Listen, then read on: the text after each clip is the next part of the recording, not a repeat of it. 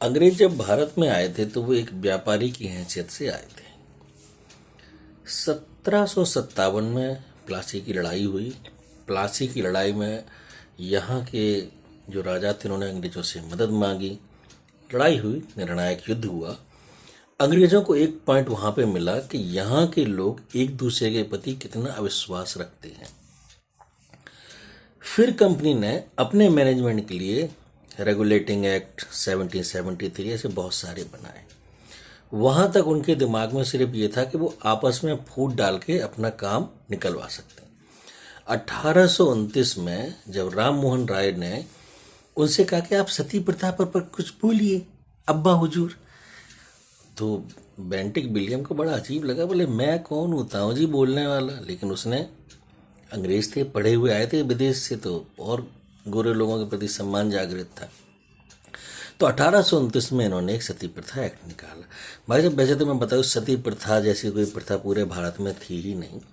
ये विशुद्ध रूप से स्वार्थ, लालच के कारण ये एक आपराधिक कृत्य था, ठीक है, और कुछ नहीं था। लेकिन ये हमारे समाज के अंदर से ही इसको खत्म करने की जागरूकता होनी चाहिए थी, ना कि कोई बाहर से। लेकिन 1829 के बाद जो अंग्रेजों को क्लू मिला कि एक कागज पे नियम लिख दो और भारतीय उसके अंडर कंट्रोल में बनी रहेंगे। इसके बाद 1833, 1856, 1843 ऐसे करके बहुत सारे कानून आए। और एक कानून पर तो इनकी इतनी बड़ी आत्मविश्वास जग गया था जिसको कहते डॉक्ट्राइन ऑफ लैप्स।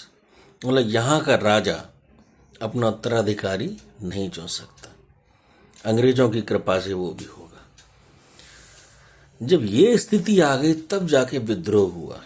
और इसके बाद आज जो हम लोग आईपीसी, सीआरपीसी ये सब पढ़ रहे हैं, ये सब अंग्रेजों के हथकंडे थे भारतीय जनता को नियंत्रण में रखने के। आज कुछ अति विद्वान लोग कहते हैं कि मनुस्मृति की वजह से ऐसा हुआ वैसा हुआ। अरे भाइयों, आप लोग खुद ही ऐसे पेपर वर्क के चक्कर में 100 साल गुलाम रहे हो।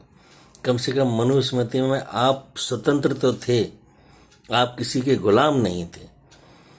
इन्होंने तो पुलिस स्टेट बना के रख दिया था और ऐसे ऐसे कानून बना दिए थे कि आज भी वो झोल झपाटे में आप फंस जाओ ना तो सालों निकल जाते हैं, निर्णय नहीं आता है।